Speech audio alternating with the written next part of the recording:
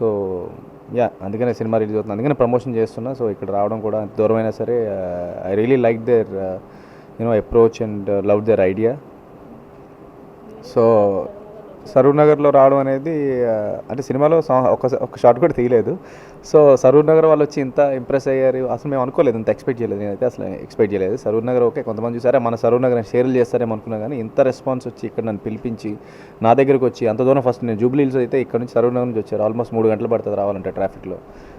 Actually ఏమంటామంటే అక్కడి నుంచి ఇక్కడ వస్తే ఎవరైనా ఇంకా విజయవాడకు వచ్చేసినారు కదా విజయవాడ ఉంది, జర కొంచెం వస్తే విజయవాడ వచ్చేస్తుంది అంటారు, అంతే కదా. సో బట్ అందుకనే నాకు అసలు అయినా సరే ఎంత లేట్ అయినా సరే పర్వాలేదు వెళ్దామని చెప్పి వాళ్ళ ప్రేమకి బానిసని అయిపోయాను. సో అట్లా రావడం జరిగింది. అండ్ మంచి నాకు ఆతిథ్యం ఇచ్చారు. అండ్ రేపు సినిమా కూడా ఆల్మోస్ట్ థియేటర్స్ అన్నీ ఫుల్ అయ్యేలా కనిపిస్తుంది నాకు వాళ్ళ జోష్ చూస్తుంటే. సో